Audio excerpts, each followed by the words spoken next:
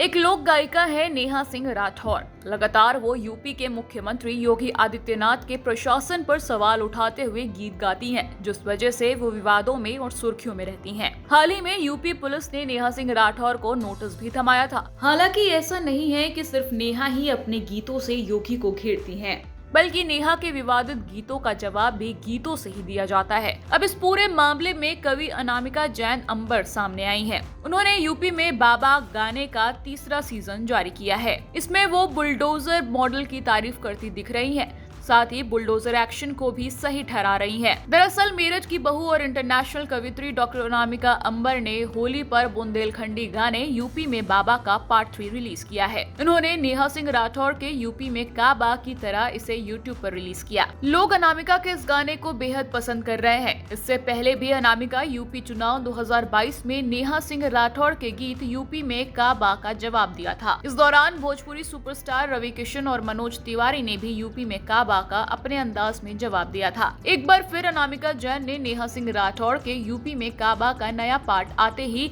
अपने यूपी में बाबा गाने का नया सीजन रिलीज कर दिया। दोनों गायकों का अपना अपना अंदाज देखने को मिल रहा है। नेहा राठौर अपने रैप वाले अंदाज में योगी और यूपी सरकार पर सवालों के बौछार करती दिख रही हैं। वहीं बुलडोजर एक्शन को लेकर गंभीर सवाल खड़े कर रही हैं। दूसरी तरफ नेहा की ओर से लगाए गए आरोपों को कविता के जरिए अनामिका जवाब देती दिख रही हैं। बुलडोजर के जरिए गैंगस्टरों पर हो रही कार्रवाई की तारीफ करती दिखती हैं। प्रयागराज हत्याकांड को लेकर वे इस गाने में कहती हैं कि मिट्टी में मिल जाएंगे सभी, क्योंकि बुलडोजर पर धावा बोला गया है। अनामिका जैन ज्ञानवापी मस्जिद और नंदी बाबा की बात करती दिख रही हैं। वे संदेश देती हैं कि आरोपों के आगे एक विश्वास की जीत होती है। ये विश्वास लोगों के मन में है। हमने उन भावनाओं को आवाज दी है। हमने अपनी पंक्तियों में बुरा को बुरा कहने का साहस किया है।